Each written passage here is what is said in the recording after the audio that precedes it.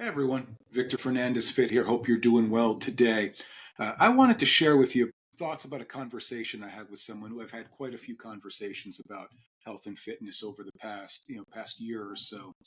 And I'd reached out to see how she was doing, and she mentioned to me that she was considering some alternative routes to helping her lose weight, injections and some other methods like that.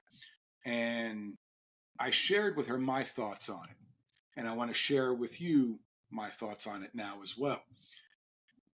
I've been told that I'm anti injections and other methods, other more, I guess, for lack of a better term, invasive methods, outside of the traditional eat well, be physically fit, exercise, all that stuff, doing, the long game. I've been told that I'm anti any of those other things, or I'm anti other types of options, especially invasive options. And really, I'm not. I'm a firm believer that there's a place for everything in the health and wellness world, as long as it's the right options, the right alternatives for whoever it may be. What works for me may not work for you, and vice versa. I may have to find an alternate route. You may have to find an alternate route, and that's okay. There's a place for everything. There's a place for the different procedures and things of that nature. Specifically for people that need to lose a lot of weight. Let's use that as an example. Here's the one thing that I'm against when it comes to any of those alternatives, and I'm going to lump them all together because I don't have an issue with one over another. Is that they can't be a standalone.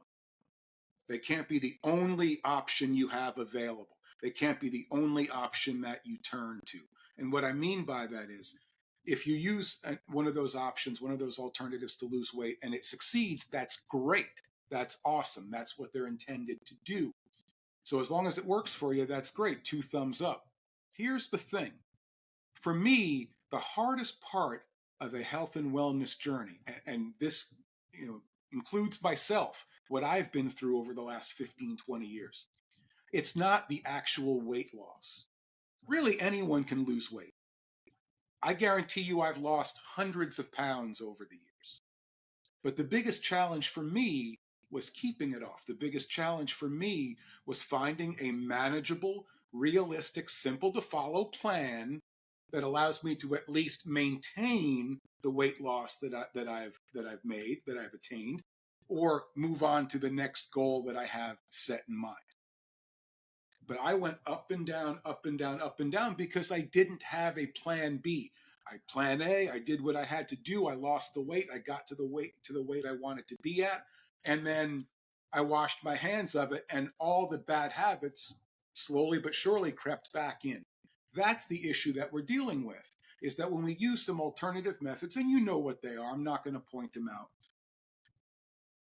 to use those solely as a source of losing weight doesn't work, because you may lose weight on any of these alternatives, on any of these options. But what these options aren't teaching you is the knowledge you need to have, the healthy habits, the discipline, the goal setting, the mindset aspect of it, the accountability aspect of it. So when you utilize one of those methods to lose weight, you have a plan in place that you can follow moving forward that allows you to maintain and continue building upon that healthy lifestyle. That's the one issue I have with it. It isn't those methods in and of themselves. It's people relying on those to be the quick fix, as opposed to doing the other work that comes with it, which starts here and here. Learning to develop healthy habits, making good food choices, watching your portion sizes, making sure you're prioritizing your protein, making sure you're drinking, adequate levels of water at least, making sure you're moving your body, making sure you're doing right by yourself, making sure you're creating the best version of yourself. No one method is going to do that all for you by itself. You have to still develop those healthy habits, because that's where the foundation is going to be long after you lose your weight and reach your weight loss goal.